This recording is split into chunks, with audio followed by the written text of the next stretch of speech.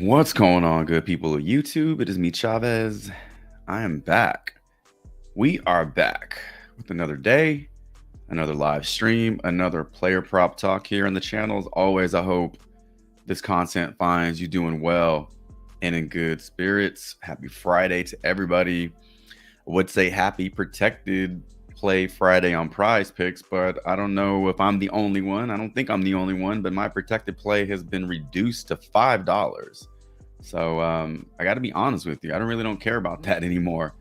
It's not as fun playing a $5 bet as it is playing a $20 bet. So if you have not been affected by that, then happy protected play Friday to you. But those who have been nerfed to $5, I don't know if that's going to be the norm moving forward or what. But yeah, of course I'll still play it, but doesn't really have as much meaning anymore. So just a normal Friday, I guess. Just a normal slip we get to play over on PrizePicks. So take advantage of it while you can if you're still at the $20 entry, because it might get changed across the board at some point. So we move on to a new day with new games, new plays. Yesterday was super weird. The value on the board was not there for me. At least I didn't see a whole lot of value. We had some chalk yesterday, but I got major turds to talk about today. Wound up not losing too much on the day, but overall, pretty disappointing day in terms of my slips and what I shared in the Discord. We'll get into that in a second. And I'd love to hear about your day yesterday, how your slips fared, how your profit, if you had profit yesterday or if you had a loss yesterday. Throw it in the chat. Let's break it down together as we move on to our hashtag blessed. As you know, over 10% of the US population dies every night in their sleep. So if you're hearing this, seeing this, hearing my voice, seeing my face, you did not die in your sleep. Hashtag blessed. You are alive. You are awake. Do something cool today. Do something cool for yourself. Enjoy your day. And we move on to our turds of the day. From death to turds, we're skipping the injury report for today. As you know, in the playoffs, the injuries are pretty minimal. Players that have been out will remain out, so not a whole lot changing. Giannis is doubtful once again. I read a report that it's likely he doesn't see the court this series. So if the Bucks can't get out of the first round, then Giannis is done for the season. Tim Hardaway is already ruled out. And then we have Q tags on Kawhi Leonard, Chris Middleton, Daniel Gafford, Kyle Anderson, and Grayson Allen. Kawhi Leonard worries me a little bit because we've seen him miss time already, and the Clippers are fully capable of going out and playing competitively and winning games without him. But hopefully we do see him play today, because I got him in a slip, and he's actually one of my plays that I want to talk about today. So hopefully Kawhi does play today. But yeah, again, a very small injury report to go on, so no slide for that. I'll just read those names off to you. But let's talk about some turds from yesterday. How did everybody's slips fare? How did your slips do? Just a nasty day. I know Damien was in the Discord yesterday. Who was it that chalked for you, man? And the Lakers go down 3-0. Cavs, Donovan Mitchell. Yeah, Donovan Mitchell, man. 13, 5, and 7 stat line. That dude didn't even go over PRA, let alone points. He may have gone over. I think he definitely did go over assist. I don't think his assist prop was at 6.5. He finishes with 7. So Donovan Mitchell did not have a good game. Jared Allen did not have a good game. He did not get double-digit boards. He didn't get a double-double. Just a really disappointing game. I mean, I did expect a nice bounce back for the Magic at home. You know, first time Orlando's had a home playoff game in, I don't know, what, 20 years or something like that, 15, I don't know. But man, 31 and 14 from Banchero, 24 points from Jalen Suggs. You had 1, 2, 3, 4, 5 guys in double digits. And they were just emptying the bench late in the game, man. So when you win by 38 points, that's cause for celebration. Just didn't see that lopsided of a game happening. Max Strus is dead, man. That guy. 3 days in a row. Now, he did hit the over on his PRA a couple of days ago, but for the most part, I've seen so many people write him up for his points. A lot of positive regression is due. He's too good of a shooter to be this cold. The problem is he's on the team with the largest ball hog in the NBA, which is Donovan Mitchell. And in that pecking order, Max Strus is number 5. He's behind Jared Allen. He's behind Mobley. He's behind Garland. He's behind Donovan Mitchell. In some cases, he might be behind Karis LeVert. He's shooting pretty badly from the field. 4 points yesterday. He was 2 of 6, but come on, man, 6 shots. That's it. I want to say when he was in Miami last year, he was getting up more than 6 shots per playoff game. So it may just be a volume thing for him. We're just not going to see him. And there is no freeing Max Strus. There is no hashtag for that. There's no T-shirt being made for that. So yeah, Max Strus is kind of dead right now. I'm probably just going to avoid him moving forward. Just a bad game. It's a bad game from him. Turd of the day for JR is D'Lo. 0 points. When I woke up this morning and I checked the box score, I was like rubbing my eyes. I had to refresh the screen a little bit because I knew I was seeing things. There's no way he went the whole game without scoring a point. And he did. That Lakers game was another close game, you know, but the Lakers just aren't good enough. Just not good enough, man. Don't worry, though, because when they draft Bronny James, they'll be better next year. So we'll have all that to look forward to and all the Doris Burke one-liners you can take next season. But yeah, a lot of chalk yesterday, a lot of disappointment, a lot of players who kind of let us down. Hopefully today's slate of games much better. We got 3 games. We got the Bucks, Pacers, very early tip-off. Listen, 4:30 tip-off Central Time, 5:30 tip-off Eastern Time. That's 3:30 tip-off West Coast. So whatever coast you're in, whatever region you're in, this is not a standard tip-off. So do not sleep on this game. If you want to play some of these players in this game, make sure you get them in your slip. Very early tip-off. Kind of fun, too, because as that game ends, the next one starts, and we should have a nice back-to-back-to-back. I hate when the games start at the same time. And then we have a full slate of baseball today. So 15 games in the MLB. Hopefully today is much better than yesterday. No doubt. My turd of the day is soccer. Just EPL in general. Fuck EPL, man. I made a soccer slip yesterday because that was the best value on the board. Now, I did get my money back because out of the 6 players that I put in a slip, 4 of them were DNPs and the other 2 chalked. So PrizePicks was gracious enough to give me my money back, but literally the whole team got DNP'd. Like the whole Manchester team got DNP'd. And so I'm not too familiar with soccer in terms of how deep that bench is, and they're just able to scratch players out like that. But you thought the DNPs in the NBA were bad? Nope. You should try playing soccer sometime. So I played it only because it was the best value on the board, and I was glad to get my money back on that. So fuck EPL right now. That was my turd. The whole goddamn league is a turd. So that's my rant for today. Embiid thought he was at WrestleMania in this. I didn't watch that game. I heard what happened, and then I read a report this morning that he has a slight case of Bell's palsy.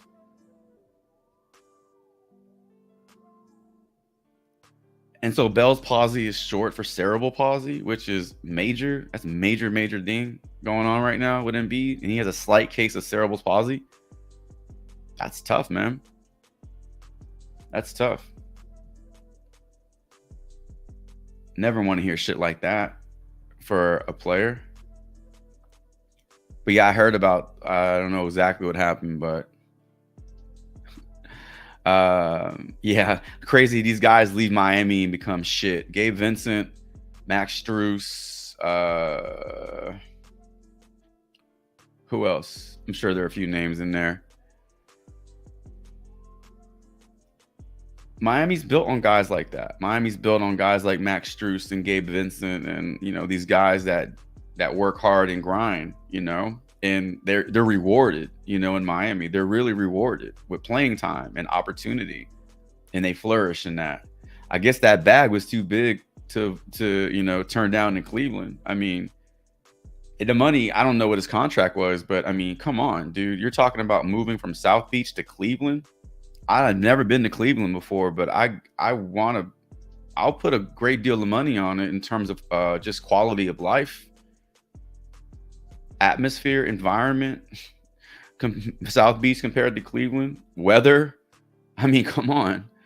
I guess the starting role also was too good to turn down. You are on this team as a starter, but your role is less in Cleveland because of what talent you have on that starting five. So, and at some point Jimmy Butler's going to get hurt. So, yeah, that money was too good to pass up, but I don't know. When you're in that situation, it's a different story. We can sit here and say he shouldn't have left, but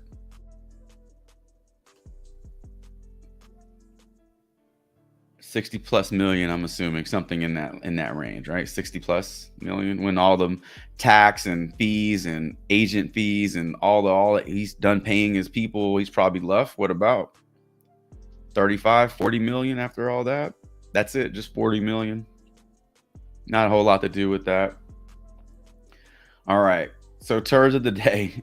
Let's move on. Just a lot of talk yesterday, but a lot of disappointment. A lot of players didn't live up to anything, to be honest with you. So I tell you what, we're just gonna get right to it today. We're gonna get right to some plays that I like over on PrizePicks. We're gonna pull up the PrizePicks dashboard. I'll share with you a slip that I literally just built and shared with the Discord a few minutes before going live, and then I'll put the link also in the chat. If you want to tail this, I always share my plays with the Discord first. So if you're interested in getting the slips or getting the plays first, just join the Discord. It's that easy. But I'll share this link in here, and then we'll go over a few plays that I do like from this slip. We won't go over the whole slip, but there are 3 plays that I do like. And one of them just got removed from the board, so I'm glad I was able to put that slip in and share it before that happened. There is the link to the slip. It's not a hyperlink, so you'll need to copy and paste it. I can't control how that works. All right, what got removed? Looks like Jesus Luzardo fantasy score got removed. I was all over Jesus Luzardo strikeouts today. My mind is still on that Yankees game where he got absolutely waxed. But since that game, he's done a pretty good job of keeping the ball in the ballpark and keeping those earned runs down. Strikeout prop looks real good. So just kind of piecing it all together, his fantasy score looked good. Definitely in line for a quality start, maybe even a win. But with the quality start, he definitely should get the over on that. His fantasy score was at 32.5. So like the over on that one. But I do want to talk about Marcus Semien over his hitter fantasy score. And I do want to talk about the over on Kawhi Leonard's rebounds, which is earlier why I said I hope he does play because he's in my damn slip. Now, if he gets scratched, then this 5 pick gets reduced to a 4 pick. And I hate that shit because the payout on a 4 pick is just not as good. What's going on? 6 Char. JR, good morning to you. Damien, good morning to you. Appreciate y'all being here.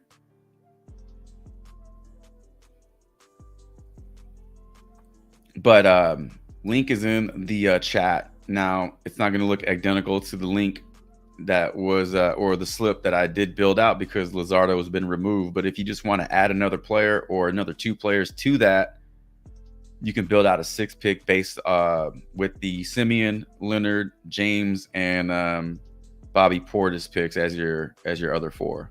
Totally up to you though. So let's go ahead. I'm going to pour this off the screen. I'm going to take James Harden off the screen. I'm going to talk about Simeon and Kawhi Leonard today, and then we'll start filling in some spaces here with your plays. Gunnar Henderson hitter fantasy over 8.5 and Paul George over 20 points. What's going on, La Liga? Lopez, what's up, man? Good morning. Paul George is these star lines, these props, whatever, not that difficult to hit. They're not juiced. They're not bumped, and if they are, they're not as bad as the demons. But taking the over on some of these has been paying off. I was a little skeptical at first. That's why I have $1.50 in promo funds from these things. So yeah, if you just do a little research on these, you'll find that they're not too bad of a play. And if you win enough, then you can rack up some promo funds. I think maybe that is why PrizePicks is nerfing their protected plays, because they're giving you other opportunities to rack up promo funds. I don't know. Just my take on that. Halliburton double on I almost said on double dog. Halliburton getting the double on double dog, absolutely. Underdog has it at 0.5. It is a nerf. I did share a slip in the Discord though with Halliburton double in there, and I explained why I liked that particular build that I used in the slip. I threw a payout boost for P. Crow Armstrong scoring a run to kind of like balance it out a little bit. But anytime you see one of those payout decreases on the underdog, that's like a good sign that the prop is in play to go over, and it's really a good, it's a above average play, which is why it's a payout reduce. So that's a start. You can go look for that somewhere else because you're already getting a positive start over on underdog, and maybe go find it on Sleeper or go find it on I don't know where else you can find double doubles, but that one definitely is in play. Holiday over 0.5 block shots. You want to look at that for today? Because that game's not till tomorrow, right? What's going on, Seaver? Good morning. Bless up.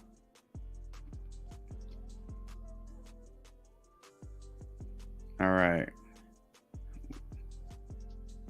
Oh, that's right. You know what? Totally. I didn't forget. I just didn't really pay too close attention to the NFL draft, but I was just getting the updates on my phone. Jaden Daniels going to DC. You had a new era ushered in New England with Drake May. Obviously, you knew Caleb Williams was going to Chicago. That was a given.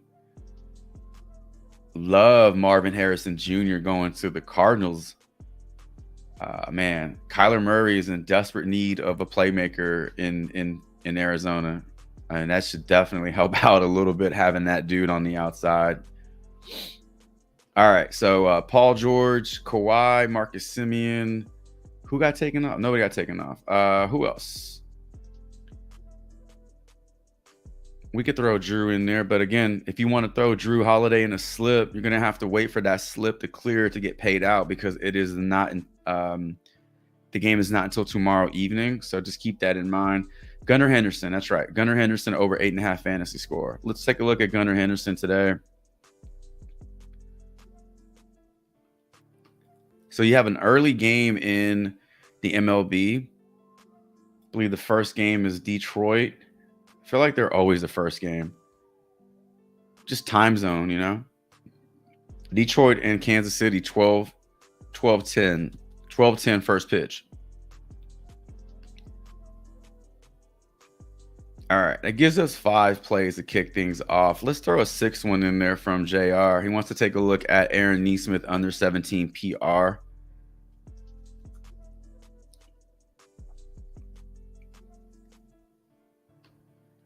All right, that gives us 6 total plays.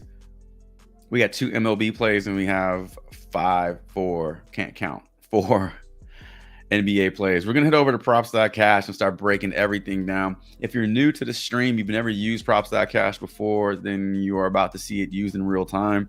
I do have a promo right now. It is ongoing. It is evergreen. Promo code is thanks25, spelled out 25, thanks25. And that gets you 25% off your first month on props.cash. If you like what you see after seeing a few of these player props broken down, take a stab at it.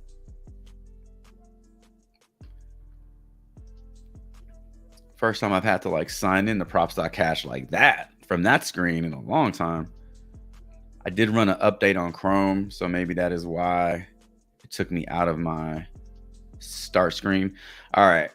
You don't care about any of that shit. Let's get on. Let's look at the MLB plays first. So let's take a look at Marcus Semien first, and then we'll take a look at Gunnar Henderson's fantasy score. So 2 fantasy scores we're going to look at today. We're going to take a look at Semien first. Man, I got to sneeze. I've been trying to fight it off. Whew. All right. So Marcus Semien. This one popped up for me earlier today. 6.5 is really low. 6.5 is really low. I understand that Hunter Green's on the mound, or no, not Hunter Green. Graham Ashcraft is on the mound. I thought it was Hunter Green at first because that fantasy score is 6.5, and that's a little too low for Marcus Semien in my opinion. But just digging around and trying to figure out why it is low gives me more insight. But when I take a look at, do I have to choose another player? There we go. So when I take a look at his last, let's just look at his last 5. It doesn't look all that great. One of the first things I do is look at the odds on a few different things. Now on fantasy score, you can't look at odds. A lot of books don't give outlines for fantasy scores. More and more are starting to, but you're not going to see a whole lot of lines on fantasy scores. So you'll have to do your own math on these. So the odds don't really help you in terms of fantasy score, but you can kind of look and see what is popping for him across the board. Now, when I look at his projections, what stood out to me was just the consistency across the board. So in order for him to get the over on this one, he needs 7 or more. 6.6 gets the over, but very rarely will you see 0.6 for a hitter fantasy score. So if you just do the simple math across the board, he's projected for a single, which is 3 points. He's projected for an RBI, which is 2. And he's projected to score a run, which is another 2. So that gives you 7. It's very possible in his first at bat, he can get on base and be driven in within the next 2-3 at bats. So it's possible he gets on base and gets you a run in the first inning, needing only 2 extra points. Now, whether it's an RBI or a walk or another hit, doesn't really matter to me as long as it totals out to be more than 6.5. Now, he is hitless against Graham Ashcraft, so just 1 game against this dude. That's not a very big sample size. We can look to the numbers versus right-handed batters this season. Average is down, but the plate appearances are up. So it's just that kind of math. Over the long term, the more at-bats you have against a righty or lefty, I mean, unless you're raking, that average will be down a little bit, but it's expected. 13 RBIs, 3 home runs. Majority of that power is coming from facing right-handed pitchers. 12 singles and 4 doubles and 88 plate appearances as a whole. So also what we look at is just how the team does against right-handed pitching. If we want him to get on base, or excuse me, if we want him to score a run, it's really hard to score a run in the leadoff spot unless you hit a home run. And if he hits a home run, then game over. We're already over our fantasy score. But in the event he doesn't hit a home run, we'll need some of these guys at the bottom of the lineup to get on base and start producing. So if he's able to, if he's able to drive one of these guys in, that helps the cause, but they have to be on base first. So bottom of the lineup facing right-handed pitching this season, strikeouts a little high. You don't like to see that, but there's still a little green here. So I like the opportunity here in terms of him actually getting an RBI. And like I mentioned, if he gets on base and is able to score a run because Seager drives him in, or Adolis Garcia drives him in, or whoever drives him in, you're looking at a pretty good start to the day for his fantasy score. So I think 6.5 is too low. I wouldn't be surprised if that got bumped up to 7, or maybe just taken off the board.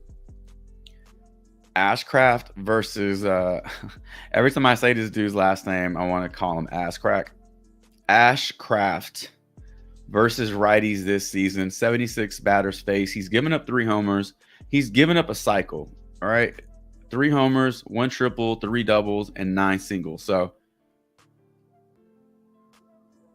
he's given up some production to righties. Great. Perfect for us. So I expect Marcus Semien to get on top of that in his first at bat. So give me the over on his fantasy score. I think it's too low. And then let's take a look at Gunnar Henderson's fantasy score. I haven't taken a look at this personally, so this will be the first time that I am pulling up all his numbers, and we'll see what we like about it. So 8.5. He needs 9 to get over. So we're looking at a home run would do it, but we're looking at multiple hits, multiple RBIs, multiple runs scored. We need more than just one of each. Now, if he is able to only get you 1 hit, we need that to be an extra base hit. A double and a run scored and an RBI gets it done. A triple absolutely gets it done for us. Triple gives you 8 points. I believe he gives you 8 points on PrizePicks. But unless he hits a home run, he's going to need, maybe 2 at-bats to get this done. So numbers against Ross Stripling. He's never faced Ross Stripling before. Usually in these situations, I side with the pitcher because batters have yet to see their stuff. It usually takes a couple trips through the lineup for a batter to kind of get acclimated to that pitching style. But let's take a look at other things. So we don't have any BVP to look at. Henderson versus right-handed pitchers on the year, batting 300, ISO of 367. All his power, not all, but most, 6 out of his 8 homers came against right-handed pitching. He's doing good things against right-handed pitching. Now, Stripling versus left-handed batters, he's given up a pretty inflated batting average to both sides of the plate. So it really doesn't matter where you're hitting from. He's going to give up something at some point. 2 homers against lefties, 6 doubles, and 18 singles. So he's given up a lot of hits, basically. Gunnar Henderson's a left-handed batter, so he's already in a good spot to go over this. If you look at just the projections on this one, 0.8 RBI is 2 points, 0.8 runs, there's another 2 points. There's 4. He needs 5 more to go over on this one. So how does he get the other 5? Is it a double? Is it 2 singles? Is it a walk and a single? Something else has to happen.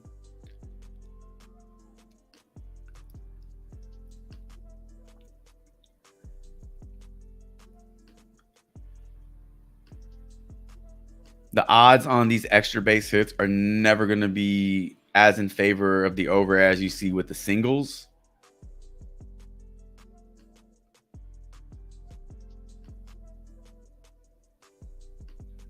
Over his last 10 over his last 10 games, just 2 singles. Or excuse me. Over his last 10 games, just 2 doubles. Home run. So 450 plus 450 odds to go over a home run. It's possible he hits a home run today and this shit just gets settled like that. It's very possible. That is the quickest, fastest path to success when you go with a fantasy score. So maybe even double down on this. Hey, if you think he hits a home run today, he goes over fantasy score. He goes over total base prop. He might even go over demon total base prop. And then you got a home run demon prop available on PrizePicks. Maybe just go all out on this Gunnar Henderson play. Lefty versus righty matchup for him looks good. All right, let's move over to the NBA and let's start looking at a few plays for today's 3-game slates. Let's start in LA, where the Mavs are now hosting their first game of the series, and I wanted to take a look at Kawhi's rebounds, and then we could take a look at Paul George points.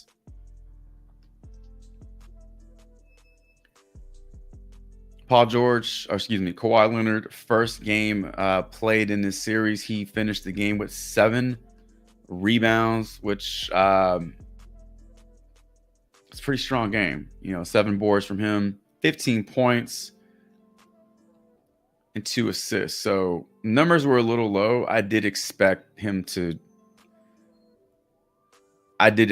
performance like that. I didn't think he'd come out and just show out in this first game. So hopefully we see more of the same in the second game, specifically over his rebounds, which are grading pretty well across the board. You got 1, 2, 3, 4, 5 books that do like the over, minimal juice to the under on all books except DraftKings. When I look at his projection, that is probably one of the largest discrepancies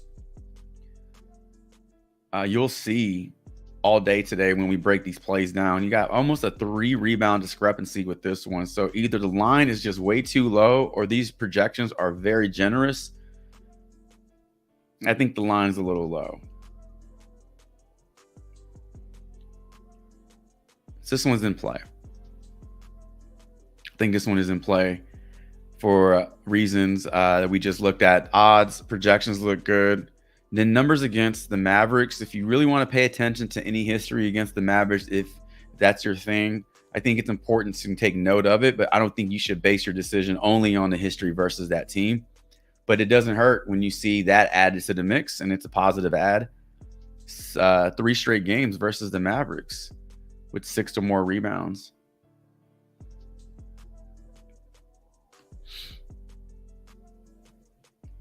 One game this season on the road, he had 10. Now, if he gets you 10 rebounds, that line was way too low, but we don't need 10 rebounds from Kawhi Leonard. We need 6. I think he's in play.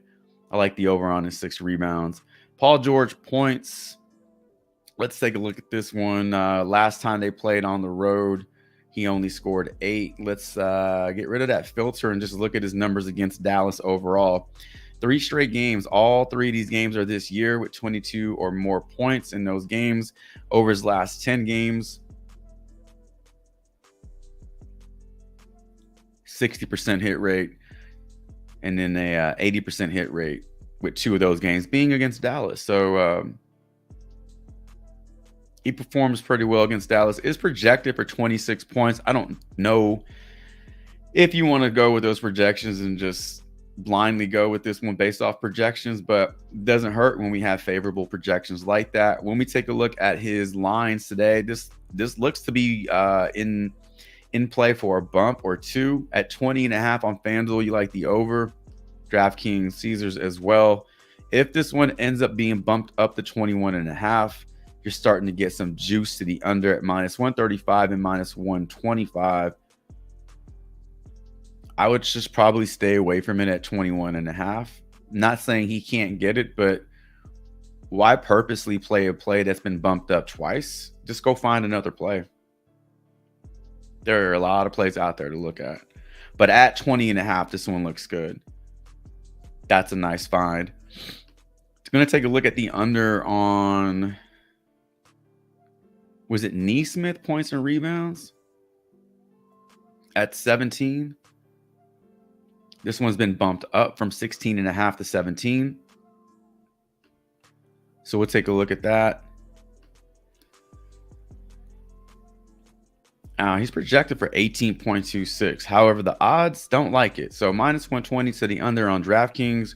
Caesars likes the under points, but FanDuel likes it at 16.5, and BetMGM also liked it at 16.5. So at 16.5, this looked to be a good play. But at 17.5, you see those odds just kind of flip. 3 straight games 2 against the Milwaukee Bucks in this series. He's gone under this. If you want to look at the head-to-head matchup, just not a good resume versus the Bucks. He's gone under this line in 7 straight games. I don't know what would change this game. We still have not seen a complete game from Tyrese Halliburton in this series. So if Halliburton has a complete game, if we see Siakam continue to have very solid games like he's been having, solid's an understatement, but just good games, what's left on the table for Aaron Nesmith? So he needs 18 to go over this. He hasn't gotten 17 since last season, so versus the Bucks. So this one might be in play. I wouldn't be surprised if this one got bumped back down to 16.5, because at 17.5, it's just ugly. It's just really ugly. So that one doesn't make sense to me, taking the under on that 17 points and rebounds. We'll take a look at this Drew Holiday. Man, my nose is like, it's allergy season. I'm sneezing and just itchy. We'll take a look at the Drew Holiday blocks for tomorrow. Again, if you want to put this in your slip today, if you think that it gets, usually we don't see bumps on blocks and steals. We just see them get removed from the board. So if you feel like this one's going to get taken off the board at some point, then put it in the slip today. You're just going to have to wait to get your payout till tomorrow evening. 4 straight games of going over this line of 1 or more blocks. He's done it in 70% of his last 10, 80% of his last 5 versus Miami. Just really good games against Miami in terms of getting the over on this line. He is projected for 0.74 blocks, which is 1 when you round it up. You only have this available on 2 books. Caesars likes it. BetMGM likes it at almost identical odds, -139 and -140 to the over. So there's really not a whole lot to dig into here. You get really good game logs, excellent history versus the Heat. You're getting favorable odds and you're getting a favorable projection. So again, if you want to put this in your slip now before it gets removed, do it. Because if this is as good of a play as you think it is, it's probably not going to be on the board tonight. It will definitely be taken off.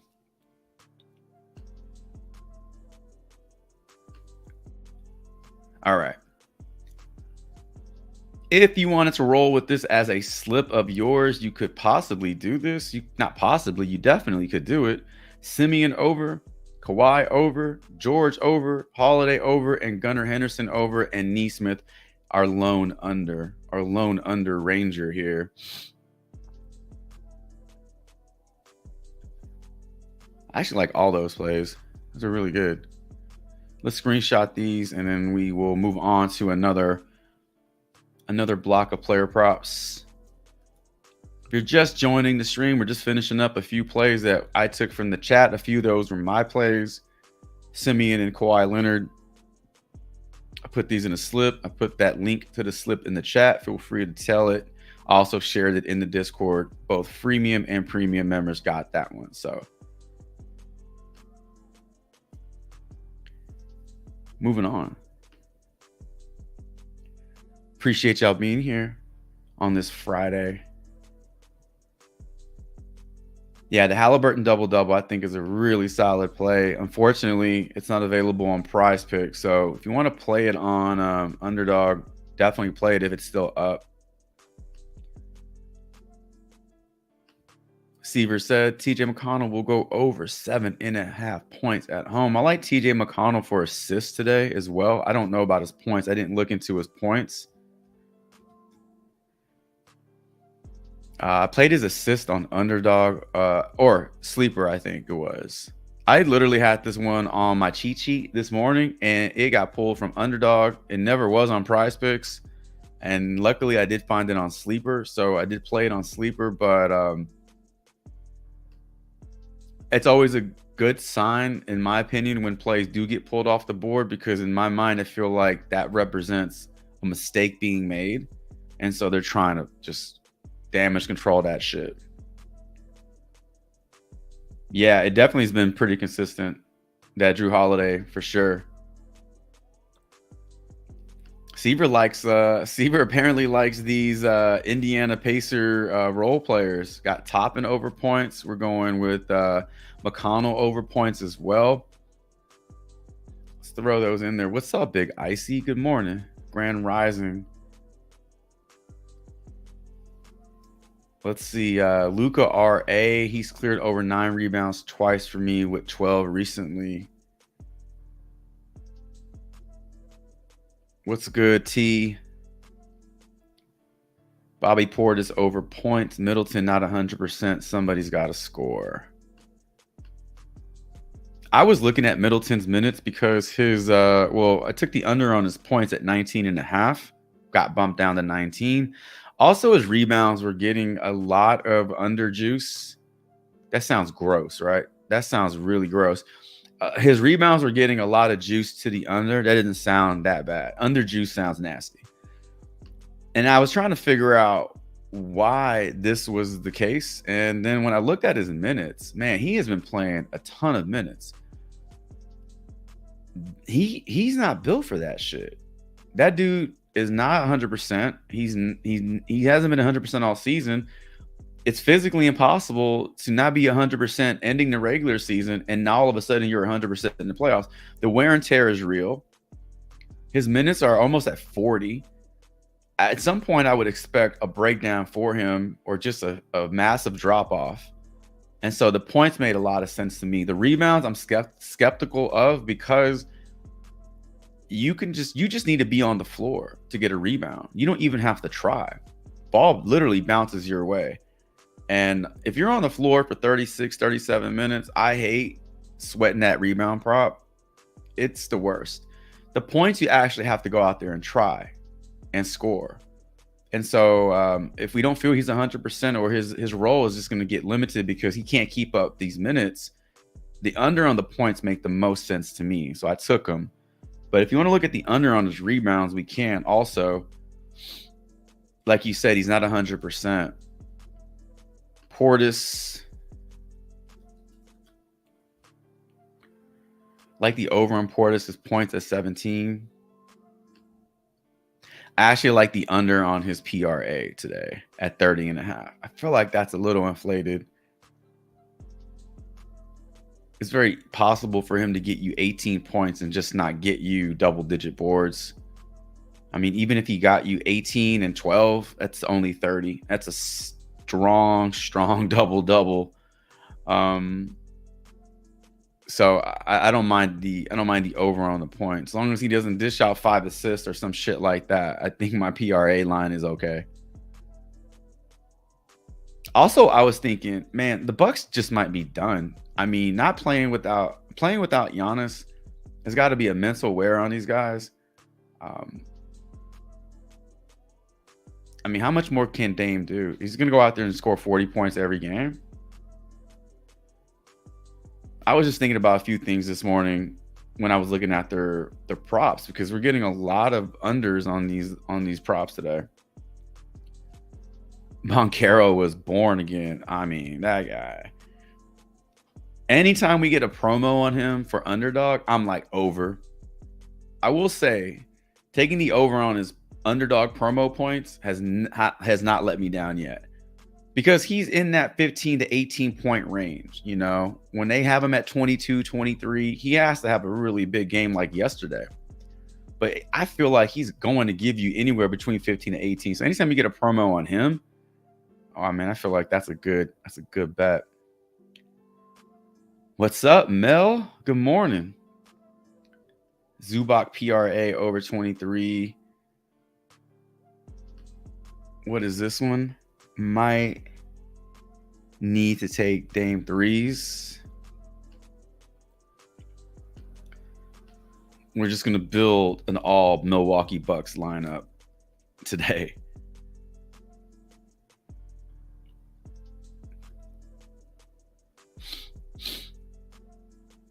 What are his threes? The demon. Are you talking about his demon threes at 4.5?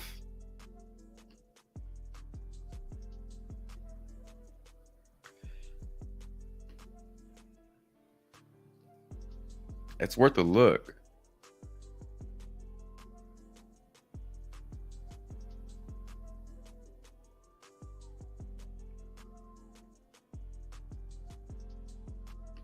Let's see. Let's take a look at Zubak. Oh man, my allergies are bad. It's not even May. My allergies are already acting up. All right, Zubak under 23.5 PRA. That does correlate. I was looking at the under on his rebounds at 10.5. Let's look at that. All right, we got another 6 on the board. Here's what we got. If you happen to play this slip as is, just adding that Dame 3-pointer demon does increase your payout from 25 to 38x. So again, you don't have to hit all 6 to get a payout boost, because this is also a payout boost. Your typical payout for getting 5 out of 6 is 2x. It is now boosted to 4. And you don't have to get the demon right in order for this to be a payout boost. So you can literally have all of these hit except Dame's 3s and still get a 4x. However, on the flip side, you can get 5 out of 6 and Dame being one of them, and it's still just a 4x. So you're not getting a payout increase on the demon unless all of them hit. That would be pretty cool if they did that. If they give you a boost for that one demon hitting, I think you'd see a lot more people play these in their slips. All right, let's take a look. This one should be a quick breakdown because we got 1, 2, 3, 4, 5 players in the same game. And then we have Zubak being our lone player from the Mavs and Clippers game. All right, let's do it. Let's take a look. We're going to go with TJ McConnell's points first at 7.5. He has gone over this line in, what the fuck was that? He has gone over this line in 2 out of 5 games versus Milwaukee. No, excuse me.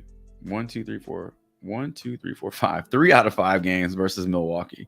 Now, all these games over here are last season, but this here, all this season. So 4 out of 6. Now, recent games, 2 playoff games, he's 1 up and 1 down. Now, he is projected for basically 14 points today. I don't know if he gets you 14 points. I don't know if that's a thing.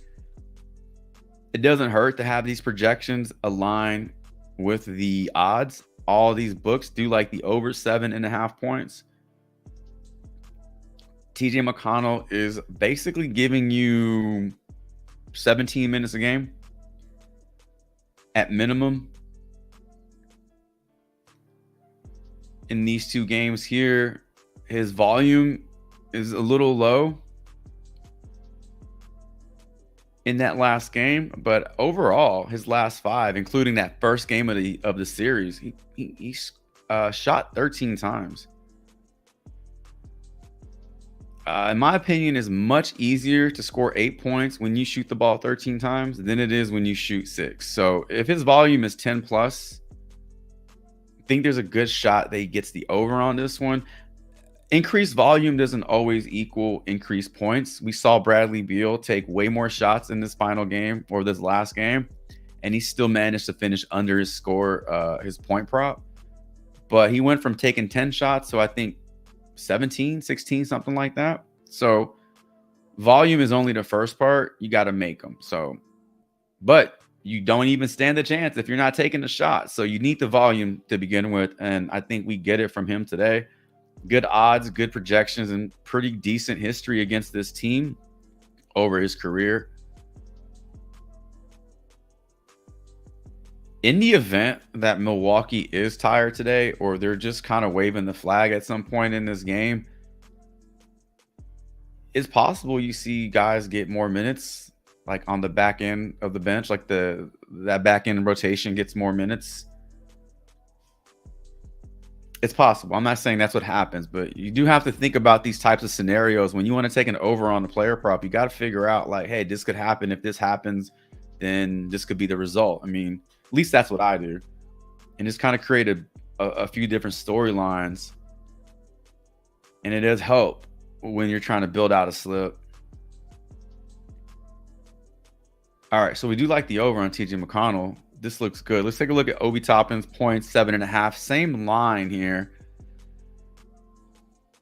Now, he did flip. So first game, nothing. Second game goes over. McConnell was reversed. So if you were looking to take the over on both of these, you're going to put them in the same slip together. Maybe dig a little bit and see, you know, how many games they've played where they've both gone over, because you definitely don't want them to cannibalize.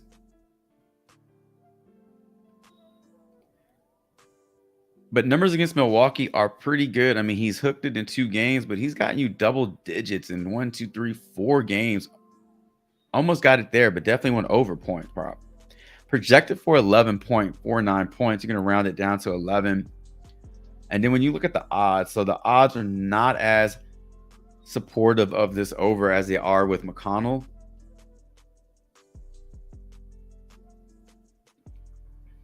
First 2 games of the series, I mean, massive minute increase from game 1 to game 2. Goes from 14 to 21. And the shot volume follows. So it goes from 6 to 11 shots made, but he only made 2 extra shots, man. You would like to see that in that 6 range. Maybe even just 1 more shot. So not super efficient. You want to see a better field goal percentage than 33, 36. That's pretty bad, to be honest with you, man. In the 40s, you know, that's what you want to see. I mean, out of the 2, I think McConnell's in a good spot to go over here. A Toppin, you're not seeing as much to support it, but you could take a stab at that one if you want, and just go with a nice little 1-2 punch with those guys. Let's take a look at Bobby Portis's points, sitting at 17 today. This one will be bumped up. It was at 16.5, I'm assuming, or no? No. Oh, so maybe this one got bumped down from 17.5 to 17, because I don't see 16.5 anywhere in the market. So at 17.5, you're not getting favorable odds, but they're not off by a whole lot. You got even odds on FanDuel. I think at 17, you see these all start to like shift more in favor of the over. I'm not saying it's a complete 180, but maybe you start to see just more splits, like 115 to each side, or maybe even like 118 to 110 or something like that. I don't know. I just know when the lower line is displayed, the odds will shift. Bobby Portis has not gone over point prop 17 or 17.5 in 4 straight games, 2 including in this series. Now, he did foul out in that first game. I don't know if he would have gotten it had he not fouled out. 15.7 points is his projection today. That's right in alignment with what we're seeing in this series. Keep in mind, most of these games are played with Giannis. So without Giannis, if you want to take a look at that, against Indiana, 2 games, and those are the 2 playoff games. Now, overall, just last 10 games played without Giannis. He hooked it in 1 game against Orlando. He goes under in 4, and he goes over in 5. Maybe Indiana just has his number. Maybe Indiana just plays a style of defense that gives him problems, and he's not able to get the over on this one.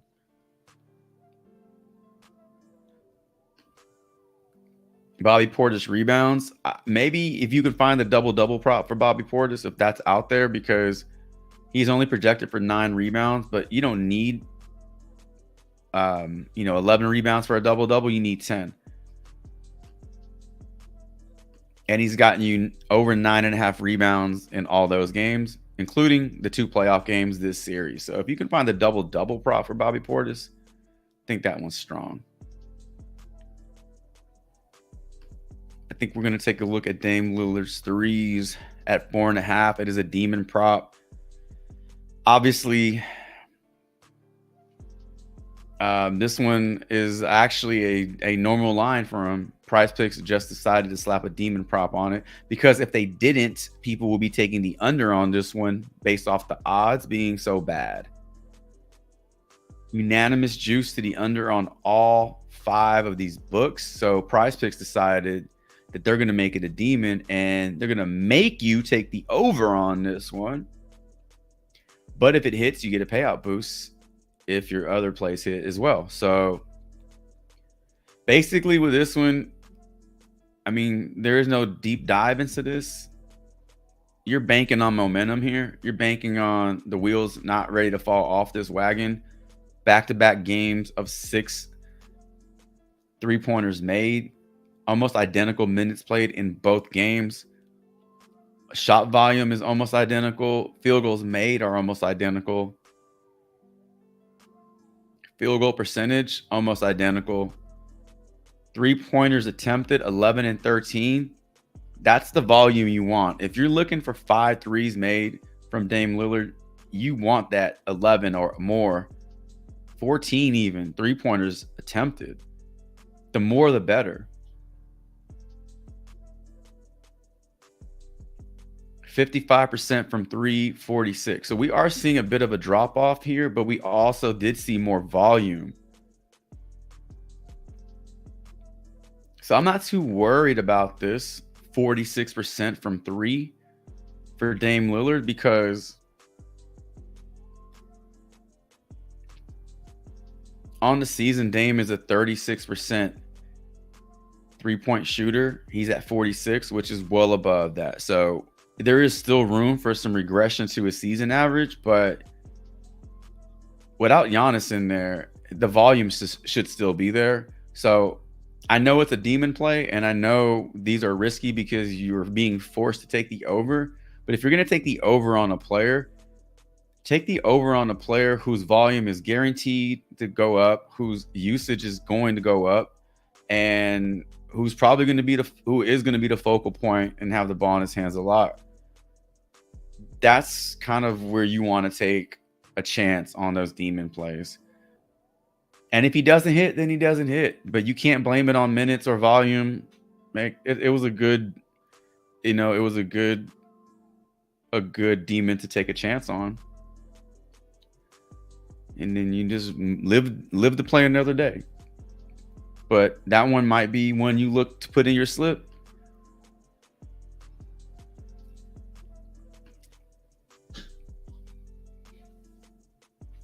All right, my dog is down here yakking up something, a bug or something. All right, last play of this block is going to be Zubac over, under 23.5 PRA. Now, I mentioned I was looking at the under on his rebounds at 10.5. You are getting odds in favor of the under, although he has gone back-to-back games of 12 plus. This is way above his season average. I mean, this is right in alignment with his season average, 11.6.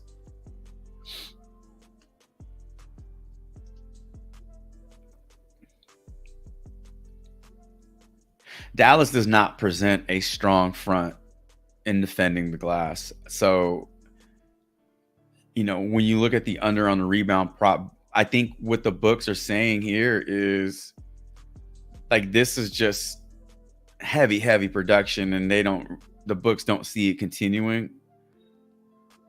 Maybe they expect Kawhi Leonard to impact the game more. If Kawhi Leonard goes out there and gets you 8 rebounds like we saw in the projections, that definitely pulls away from Zubac.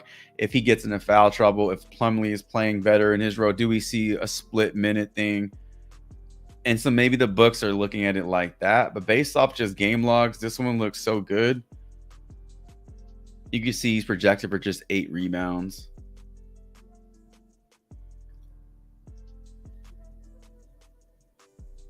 Based off the odds, the under is in play. But if you are a person that likes to ignore the odds and just focus on the game history and the last 10 games,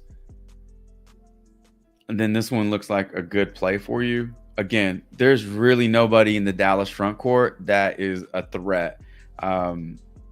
It's not Derek Lively. It's not Daniel Gafford. It's not PJ Washington. It's not Maxi Kleber.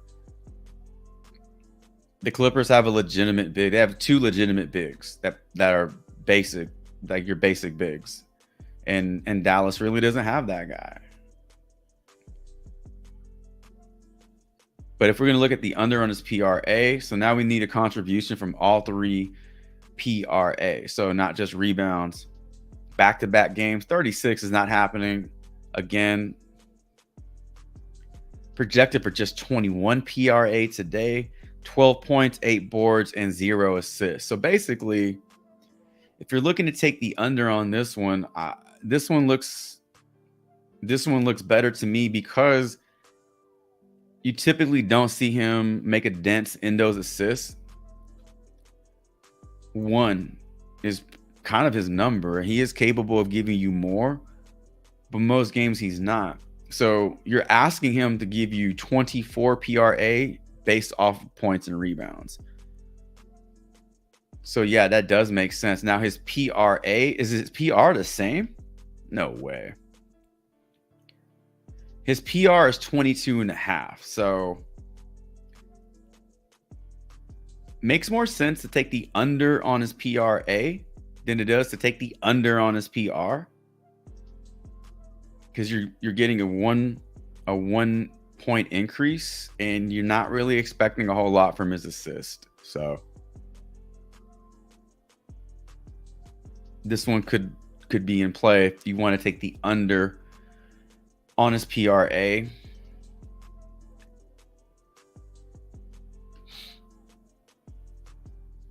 I just don't see him scoring 20 points this game or getting you 15 rebounds. Look, Kawhi Leonard comes back and his rebounds automatically take a hit, just right off the bat, right?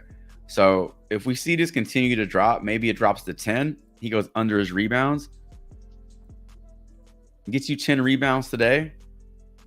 And we see his points drop. I don't think they drop by 7, but let's say they drop by another 2 points. And let's say he gets you 11 points and 10 rebounds. That's only 21 PRA, right?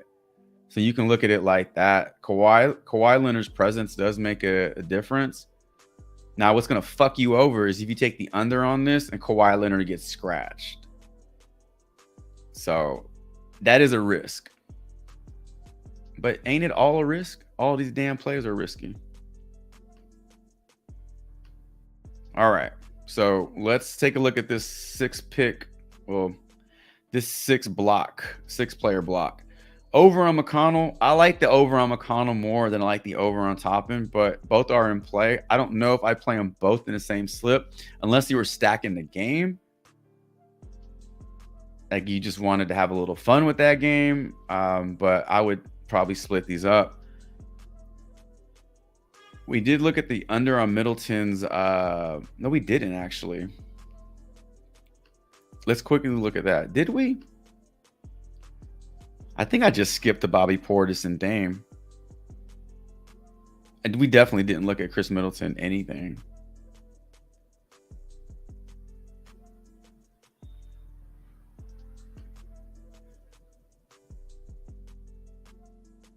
Play the under on his points at 19.5. They're at 18.5 on certain books. But you can see at 19.5, the juice is under. So look, this is what I was saying earlier. Look at these minutes. 32, 35, and then 37. Do we see this going to 40 minutes? I don't think so. I don't think he's a 40-minute player. Like, I don't know how much more he can handle. Like, I really don't. And so I expect a minutes decrease or just a minutes to be brought back down to average. It's going to be harder for him to get the over on 19.5 points. His rebounds also, big outlier game here, okay? But typically he's not a double-digit guy. Under.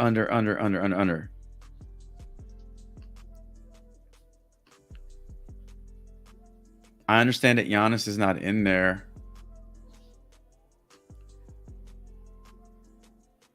but it doesn't matter. Giannis not being in the lineup does not impact the over on his rebounds. They just don't. He had the one great game here, and I bet you any money people were taking the over on his rebound prop the next game. So 7 rebounds. He's only done it 2 games in the last 10. But again, I think rebounds are just a bit riskier because you don't even have to try to get a rebound. You can just get a damn rebound. You can get a rebound off a missed shot, your own missed shot, off a missed free throws, fluky shit. You actually have to go out there and try to score. So I think the under on his points at 19.5 made the most sense out of those unders. And he's definitely not 100%. He's playing his ass off, but at some point,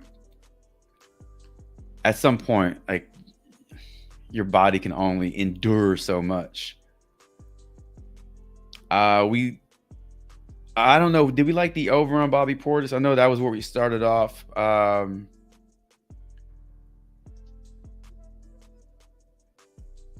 did he get bumped down from 17.5 to 17? So you could be looking to take the opportunity to go over on the lower line. Dame, the more we talked about his demon prop, the more I actually liked it. Not because he did it last game, he'll do it this game, but just looking at his shot volume, looking at his minutes played, and then looking at his 3-point volume. It's been almost identical back-to-back games. I mean, he'd have to go out there and just not shoot the ball in order for him just, to have a letdown game. It's possible he just misses all his shots today, but if the volume's there, you really can't be mad because volume is the opportunity. So he's going to give us the opportunity. That's basically all we can ask for with these plays. So that's going to be there. And I like the under on this one now that we broke it down. Unless Kawhi Leonard gets scratched, then I think this might be a little low. But as long as the team is healthy and all people play, then that under on Zubac looks really good because you're not really going to get a whole lot from him with the assist. So that means you're asking for him to get you 24 points and rebounds.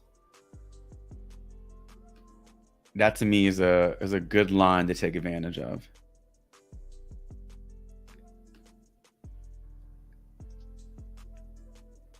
Let's see. Yeah, Gaffer can't stay in the game. Exactly, Damian. Exactly. Let's see here.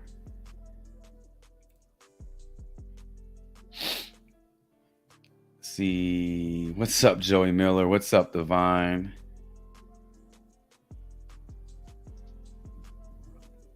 Oh, okay. So I got 2 people on points and rebounds. I got Mel and Seaver both on PJ's PR.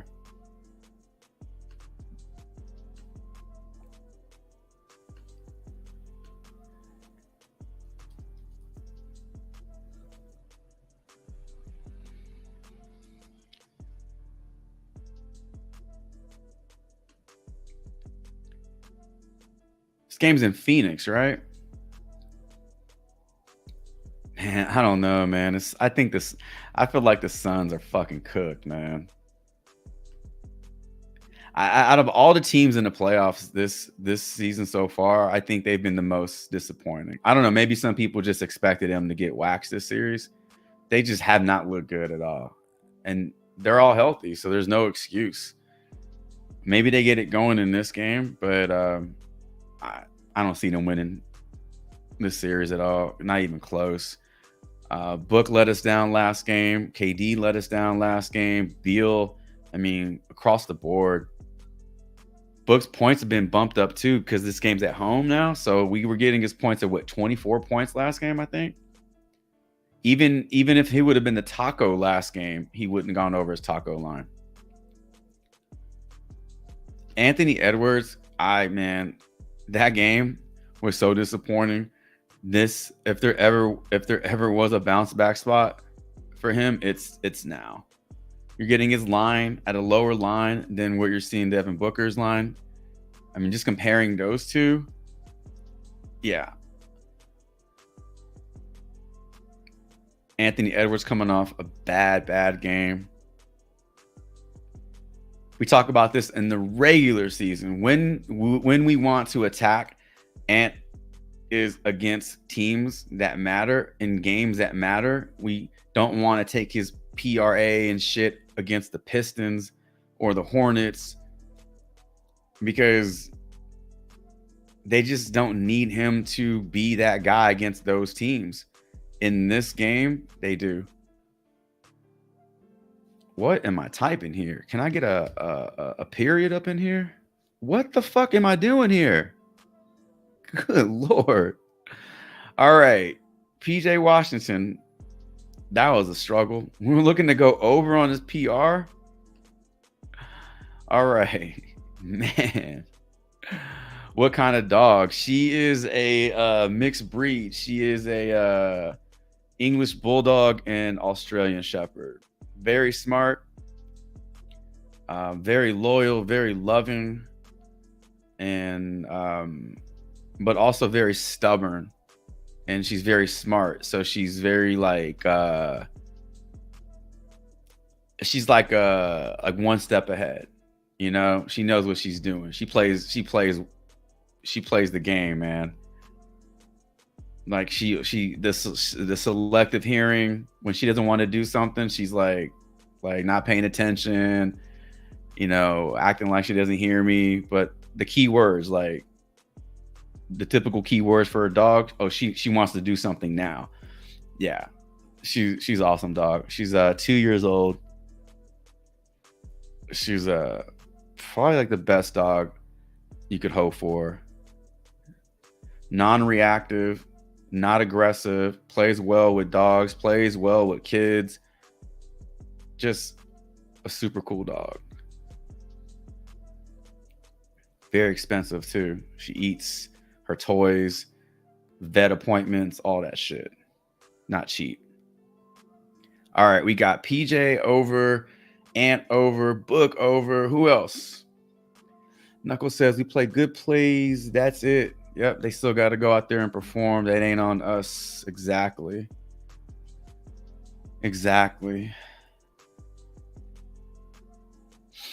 I'll still take those 4 rebounds they got on Gafford.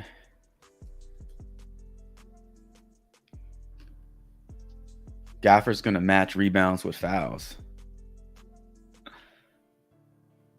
I hate those stat lines. You get more personal fouls than points. At one point in that game, I don't know, was it Tuesday with the cat taco? At one point, Karl Anthony Towns had more fouls than he had points. We talked about avoiding that first taco. So if you avoided the first taco, then you saved yourself some money. Or if you took the under on his original line, you won yourself some money. So depending on what you did, you definitely made the right choice on those two. Seaver says my slip is, let me put this on the screen for everybody. Seaver says Middleton under rebounds, Reed over points, Westbrook over points and assists. Reed over points and rebounds, Westbrook over points and assists, Washington over points and rebounds, McConnell over points. Good luck, everyone. And you're playing that on PrizePicks, Seaver? If y'all want to tell that, I'll leave that up on the screen.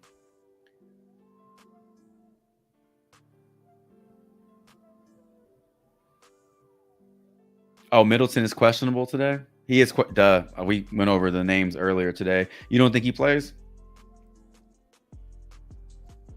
Pat Bev over PRA. Trying to get out in front of that one. Jalen says Dame is guaranteed to go under everything today, but his assist. Go see Mike. What's up, Mike? What's up, Jalen? I haven't said what's up to you. What's up? Seaver, did I say what's up to you? Good morning to you. Second quarter, LeBron never got credit for his assist on that alley-oop to AD last night. I'll never bet an assist prop again. Those are fucking frustrating. Man, dude. Those stat corrections. Oh man, that's annoying as hell, dude. I'm right there with you. Not on that one, but I've been there before. Definitely, Suns are disappointing. Yeah. I still don't understand the Bradley Beal move.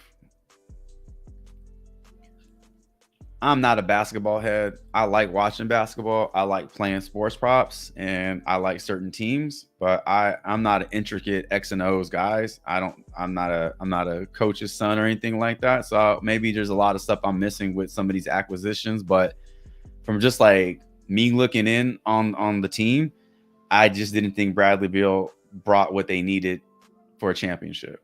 And I don't think it gets better next year as KD turned another year older. Devin Booker's prime is just wasting away right now. That's what I think. I think getting rid of Monty Williams also was questionable, but I get it because he just didn't get it done and they gave him chances, but maybe they pulled the plug on him a little too soon. It's definitely not any better this season, so you can't say that was a smart move if the next year they're right there where they would have been anyway. So I'm not a GM, but I can act like one. All right. Let's run these. Oh, Conley. I saw Conley in there. Conley over rebounds. Conley under PRA today. All right. Conley had an extremely efficient game last game.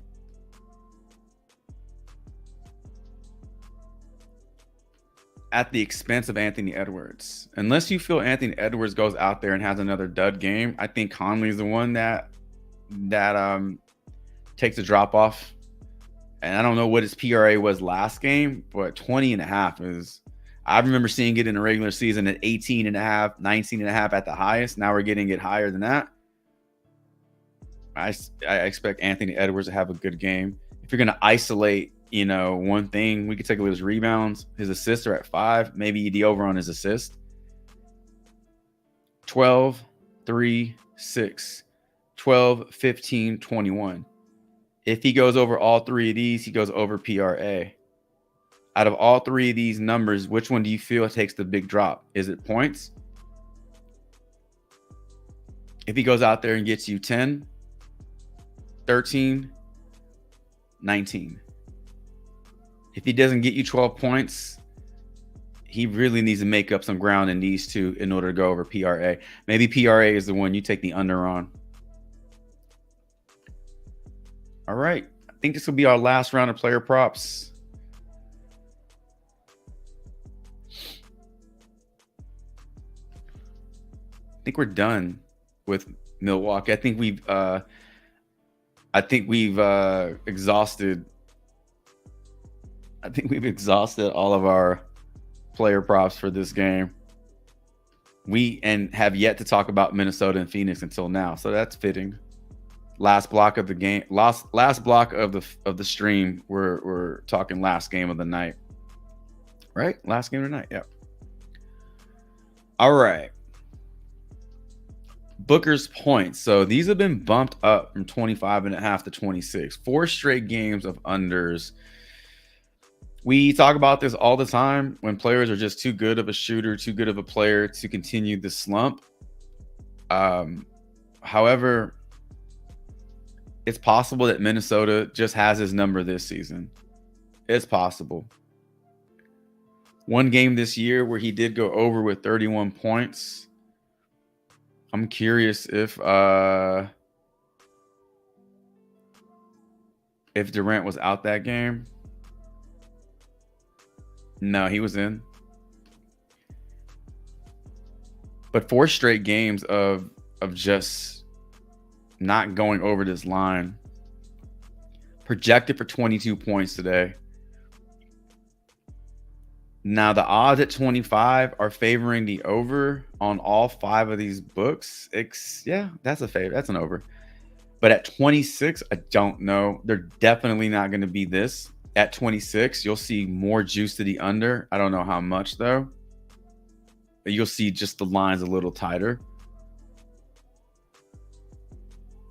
At home, Booker versus Minnesota at home. That one game was at home.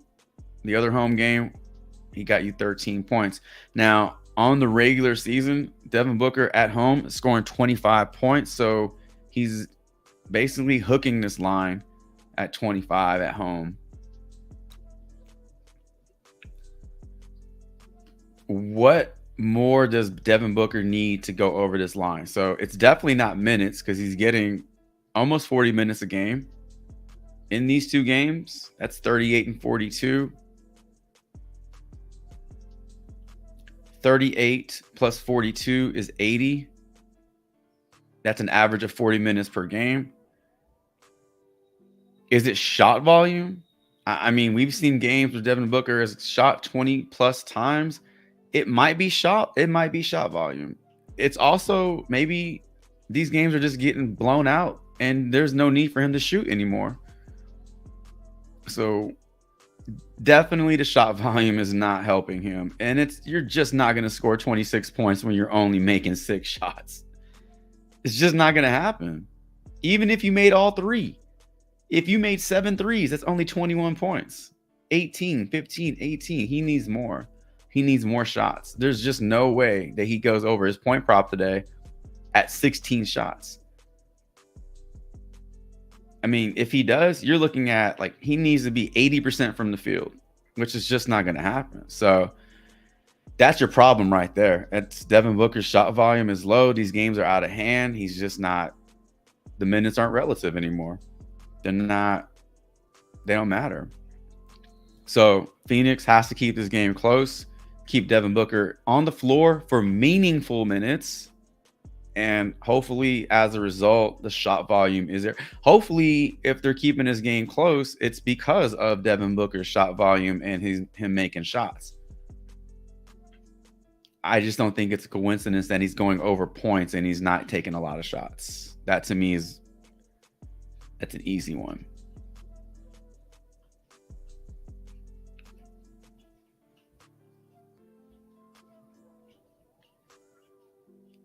Fouled out. That doesn't help. I'm looking for free throws. So it's keeping his points alive are the free throws. I'm sorry, man. Like, you're not going over point prop on free throws. You haven't. That's not even a take. That's just a fact. You haven't gone over points on just free throws. So it's not going to happen either. This game is going to be the same shit unless his volume is up. So if you think Devin Booker goes out there and gives you 20 shots, which is what I think he needs, and then on top of that, the free throws only make it easier, then I think this over is in play. But if you expect more of the same, then I don't really feel good about that one. It's just kind of sad to see too, because that dude can take a game over. Maybe this is the game, first game in front of the home fans. Maybe this is the game where he takes it over. Anthony Edwards, 24.5 points. Terrible game. One awesome game against Phoenix, sandwiched in between 2 bad games against Phoenix. That's last 10. Numbers against Phoenix, same shit. Just not good numbers against Phoenix. Projected for 24 today, so he's projected for the hook. Now this game is on the road. Last 10 road games for Ant compared to the last 10 home games. Did y'all know that? Averaging 28 points on the road over his last 10. Averaging 23 points at home over his last 10. What's up with that?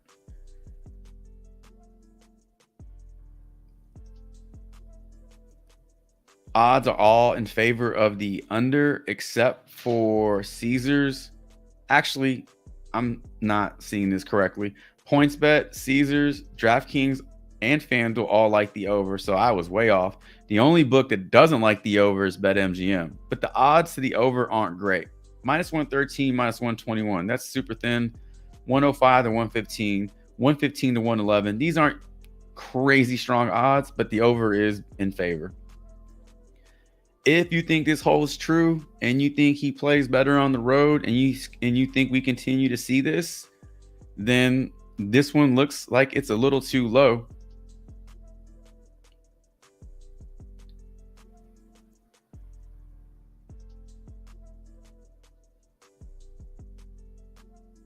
That one looks a little too low.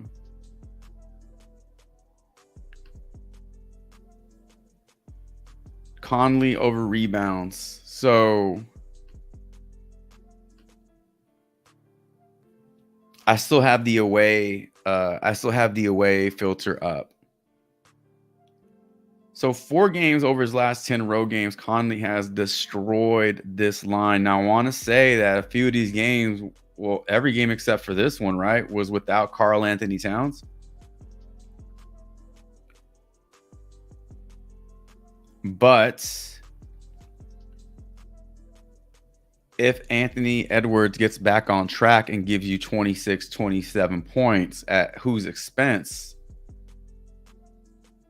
Maybe Mike Conley for his PRA.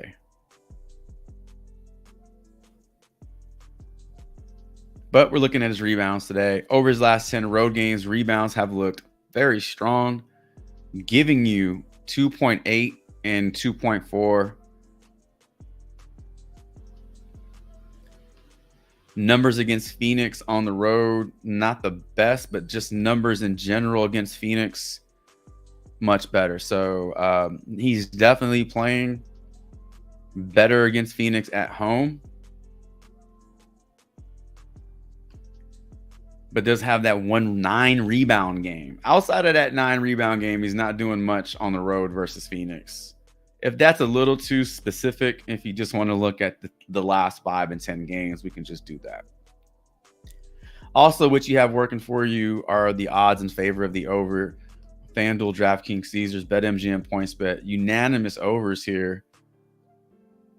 And he's projected for 4 rebounds. It's really, really possible for Mike Conley to get you 4 rebounds and stay under PRA. What's going to drive his PRA are the points. He's not going for 18 points this game. He's not going for 18 points. And if Anthony Edwards goes for 27 points, 26 points, it's just not going to happen, man. Also, if you're paying attention to the trend here, up, down, up, down, up, down, up, down, down. If you believe this holds, then the next game is an under. That's very superstitious, but this is a fact. This is not like a guess. When he has a good game, he falls off. When he has a good game, he falls off. I'm not making that shit up. We just can't predict the future here. So all we could do is base it off the information that's already present. PRA is also projected for 22 today, but the odds, slight juice to the under on DraftKings, Caesars. The under is the under, so I like the under on his PRA. I don't mind the over on his rebounds because it's such a low line, and it's him getting 4 rebounds. I don't think it's going to make or break anything. If he goes out there and gets you 15, 16 points, he's probably going to go over PRA. I don't expect that to happen this game. PJ Washington, last 2 plays of this block. PJ Washington over points and rebounds. Had 2 questions about this in the chat, so it must be a good play if everybody's on it. 4 out of his last 5 games against the Clips, 2 are in this series, back-to-back games of the over here. Now it's at 17, correct? Not at 17.5, but even at 17.5, it's still in play. This is going to get bumped up at some point, I would believe. No? Maybe? It's at 17.5. Okay, I lied. I'm bad.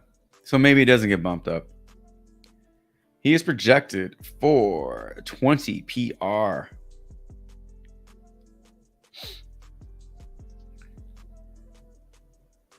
Minutes are on point, 37, 35.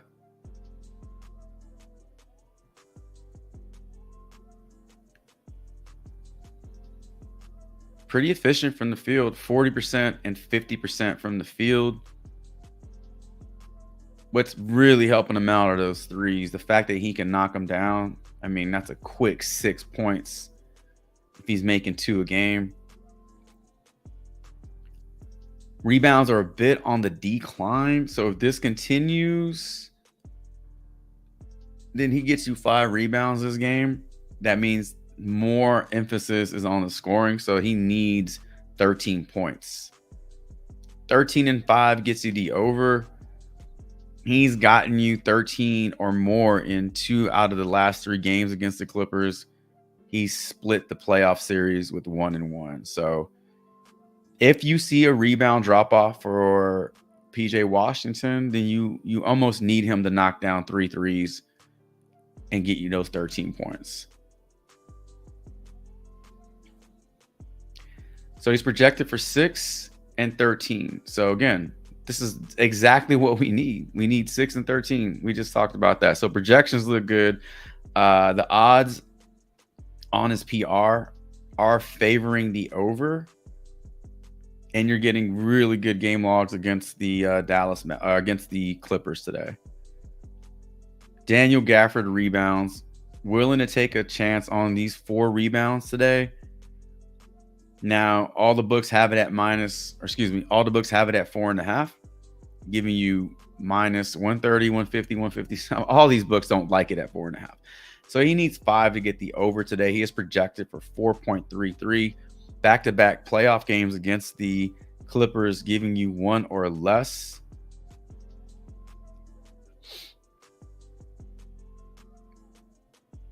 In those games,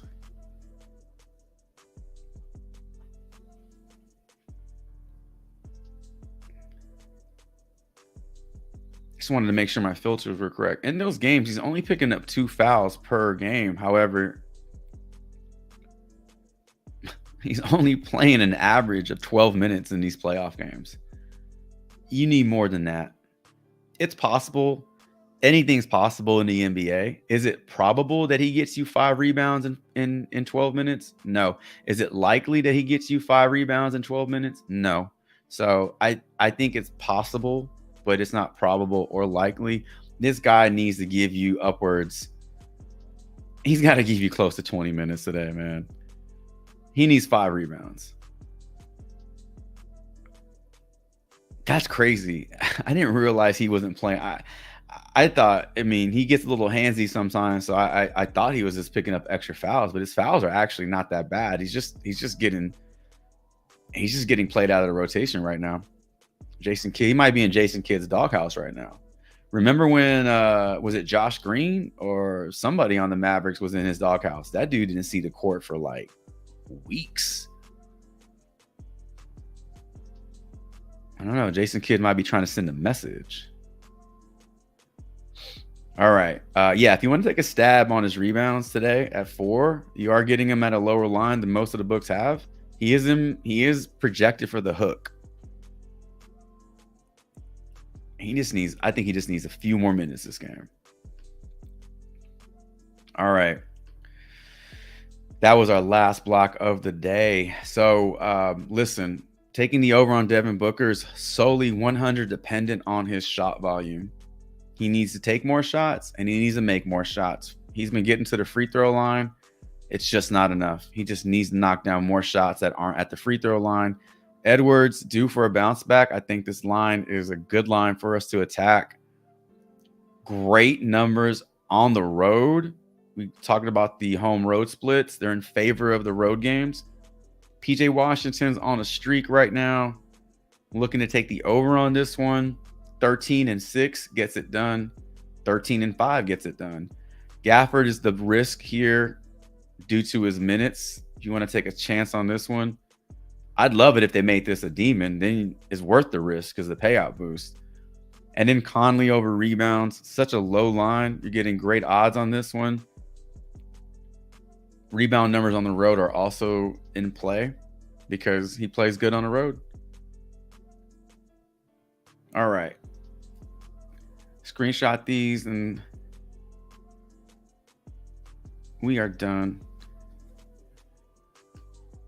Remember that first game tips off at 4:30 Central. So I don't know where you guys live, but if you're on the East Coast, That's 5:30 Central or 5:30 Eastern time. If you're on the West Mountain time, that's 3:30. And for me, that first game is at 4:30 p.m. So much earlier start. Make sure you don't miss that game. Or if you want to play players from that game, make sure you get them in your slips in time. Boom. Shy said, I thought Gaffer was injured off and on. He's playing in those games. He's not playing very many minutes. I don't know the severity of his injury, but he's definitely not. He's playing like he's injured. Maybe that's why he's not getting a lot of minutes.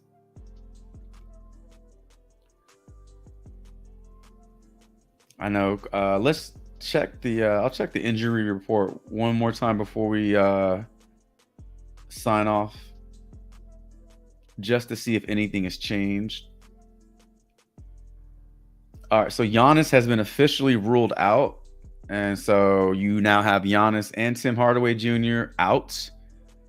Kawhi Leonard, Middleton, Gafford is questionable. Kyle Anderson and Grayson Allen are questionable. So, man, if you feel that Middleton sits out today, yeah, that game, in my opinion, if you sit Middleton today, you're just waving the white flag on this series.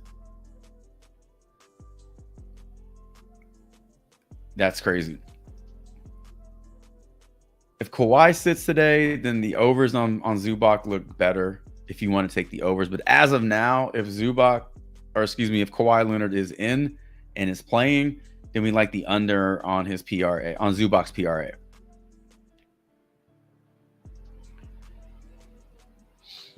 All right. Ladies and gentlemen, that is going to do it for today's live stream. I don't know how many player props we covered in today's stream. We did go through 3 full rounds of player props, so about 20 player props we talked about today, give or take. We used Props.cash to break everything down, and I did share a link to a slip that I built out just minutes before going live. The only play that's not in that slip, the only play that's not available in that slip is the Jesus Luzardo over his fantasy score. That got pulled off the board. So the other 4 are in play. We went through plenty of player props today. If you want to add 2 more to that and make it a 6 pick, you can do that. I also shared that slip in the Discord first before going live. I share all the plays in the Discord first before sharing them with anyone else. So if you want first access to those slips or just picks, I provide them all in the Discord in both the free section and the premium section. So link is in the stream description if you want to sign up. It's right there for you. But that's going to be it. Ladies and gentlemen, keep your eyes open for that $5 protected play. Oh.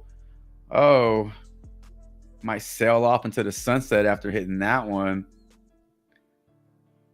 But a free slip is a free slip, so play it. Consider subbing up to the channel if you haven't done so. If you lasted this long, I appreciate your time. Hit that like button, the thumbs up button on your way out. If you are subbed up to the channel, hit that notification icon so you don't miss out on future live streams like the one tomorrow morning, 9 a.m. We'll be back doing it all over again. Hopefully we have maximum profit to talk about, minimal turds to talk about. We have a lot of wins to celebrate. As I always say, I wish you all the best of luck. May all of your player props respect the damn coin. And until tomorrow's 9 a.m. live stream, player prop talk live stream, Chavez is out.